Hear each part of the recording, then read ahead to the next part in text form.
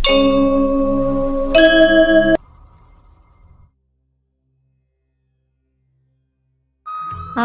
दुख को एक दुश्मन के रूप में नहीं, बल्कि आपकी आंतरिक दुनिया की जटिलताओं को प्रतिबिंबित करने वाले दर्पण के रूप में देखना चाहिए।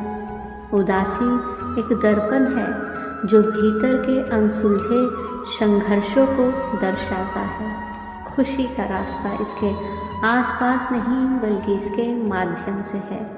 उदासी आप में कोई दोष नहीं है, यह सिर्फ एक अनुस्मारक है कि आप अपने अस्तित्व की गहराई पर पर्याप्त ध्यान नहीं दे रहे हैं। आपके विचार उदासी से ढके हो सकते हैं, लेकिन याद रखें, जैसे बादल गुजर जाते हैं वैसे ही आपके उदास विचार भी गुजर जाते हैं। खुशी का सूरज हमेशा उनके पीछे ही होता है। जब तक आप अपने विचारों को अपने ख्यालों में ढोते हैं, तब तक आप दुखी रहते हैं। जैसे ही ये विचार आपके मन से निकल जाते हैं, आप नॉर्मल हो जाते हैं, क्योंकि विचार एक प्रकार का औजार है। विचार का प्रवाह जब शिशु अवस्था में हो, तभी उनके प्रति होश में आ जाना आवश्यक है, नहीं तो वही विचार फूटकर क्रोध बनेंगे, वही ईर्ष्या बनेंगे और शक्तिशाली होते चले जाएंगे। फिर आप कुछ नहीं कर पाएंगे। यदि विचारों के प्रवाह के प्रति बोध विकसित करना है, तो वर्तमान में जो भी हो रहा है उसके प्रति पूर्ण होश में रहना होगा। विचारों के प्रवाह से लड़ा नहीं जा सकता। ये बाढ़ से लड़ने जैसा है, और जितना लड़ने में ऊर्जा जाएगी, बाढ़ उतना ही प्रबल होगा। लड़ना हमें शक्तिहीन और ऊर्जाहीन कर देता है।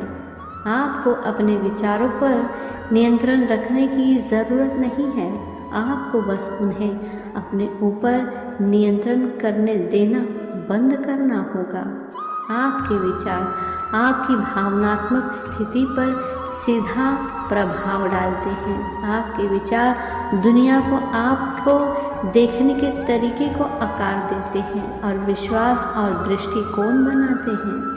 आपके द्वारा किया गया कोई भी कार्य कुछ भी नहीं बदल सकता है।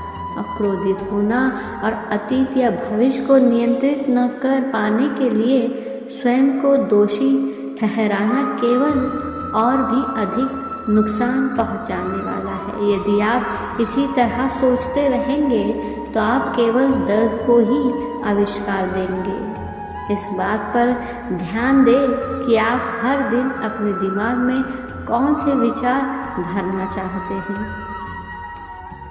आपके विचार आपकी ओर वही खींचते हैं जो आपके दिमाग पर हावी हो रहा है। इसलिए आप जो सोच रहे हैं उसे हमेशा नियंत्रण में रखें। याद रहे, सूरज की खोज और दर्द से बचना दुख की जड़ें हैं, और दुख से बचना स्वयं से बचना है।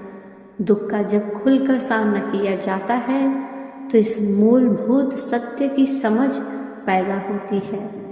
यदि आप वास्तव में समस्या को समझ सके, तो उत्तर उसी में से निकलेगा, क्योंकि उत्तर समस्या से अलग नहीं है। धन्यवाद।